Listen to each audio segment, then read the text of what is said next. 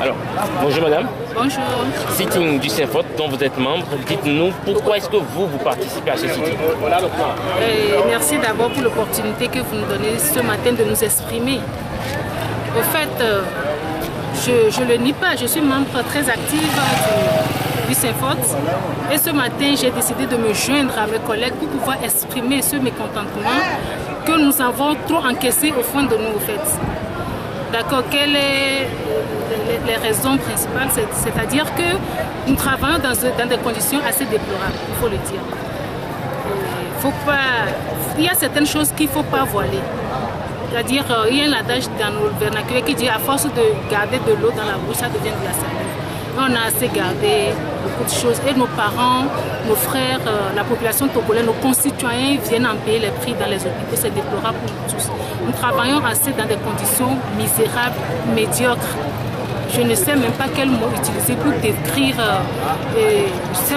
pour décrire cet état des choses. Voilà. Vous pouvez imaginer qu'il y a des services qui manquent de personnel. Il y a des services, on n'a qu'un seul infirmier, on lui demande de faire un travail de 24 heures. Ce personnel ne peut pas être efficace, nous sommes des humains. Tu travailles jusqu'à un certain moment, tu es fatigué, tu deviens inefficace. Et là, dans ce cas, c'est les malades qui en payent le prix. Quand vous entendez sur les médias, les parents se plaignent, les malades se plaignent, l'origine c'est de quelque part. Quelqu'un ne peut pas quitter chez lui délibérément pour venir tuer un humain. Mais on vient, c'est les conditions qui font que tu es débordé.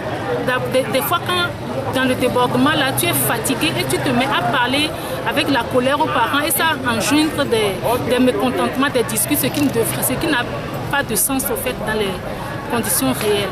Nous aimons assez nos parents, nous aimons assez nos concitoyens, ça nous fait mal de les voir, de se faire traiter dans des conditions minables que nous leur présentons.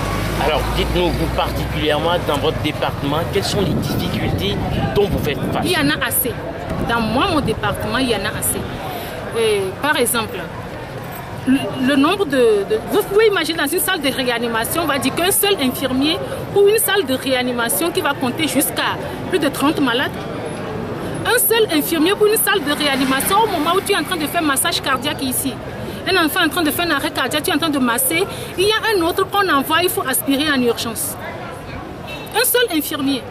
Au même moment, un autre enfant un autre patient qui arrive dans un état d'anémie sévère, il faut aller lui prendre la barre venue en urgence.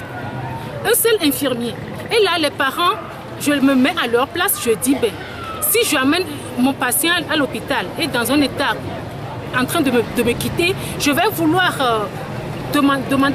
plus du personnel alors qu'il est seul. Ce que les patients ne comprennent surtout pas, c'est que nous sommes tous dans le CHU, mais ils ne savent pas qui fait ce travail. Vous pouvez voir un infirmier, voir un garde malade à côté. Le garde malade, il n'est pas formé pour faire le soin. Il est là juste pour les ménages. Mais quand vous le voyez, il reste à côté, il ne fait rien. Pour les malades, le personnel est là, il ne fait rien, alors que ce n'est pas son boulot de faire ce de quoi vous attendez de lui, quoi. Donc il y a un manque accru de personnel dans tous les services, spécialement chez moi. Deux, c'est le manque de matériel du plateau technique. Vous imaginez que nous sommes dans des milieux où les maladies abondent. L'hôpital, c'est un lieu où tout le monde vient déverser sa maladie pour partir. Nous nous quittons aussi chez nous pour venir. La première des choses que nous apprenons dans nos cours à l'école de formation, c'est-à-dire le lavage simple des mains. Avant de toucher un malade, je touche le malade, je dois me laver les mains avant d'aller toucher un autre malade pour ne pas prendre le risque de lui transmettre d'autres maladies que je viens de prendre chez l'autre. Mais on n'a pas de lavabo par exemple. Tu fais un soin chez un malade, je suis obligée d'aller prendre Piota pour aller me laver les mains. C'est inadmissible. Et les Piota, on les prend chez les malades. Je fais un soin, je finis, je dis s'il te plaît, donne-moi une Piota, je vais me laver les mains. C'est honteux. Quand nos collègues, ceux qui viennent d'ailleurs des autres pays, viennent faire des stages avec nous, c'est honteux, on a honte. Voilà, on ne peut pas continuer. Le personnel qui n'a pas de matériel pour se mettre à l'aise, on demande à quelqu'un de venir faire un service de 24 heures, c'est inhumain. Vous trouvez ça normal? Alors qu'il n'a pas de sanitaire pour se mettre à l'aise quand il aura des besoins. Donc bref, c'est un peu ça.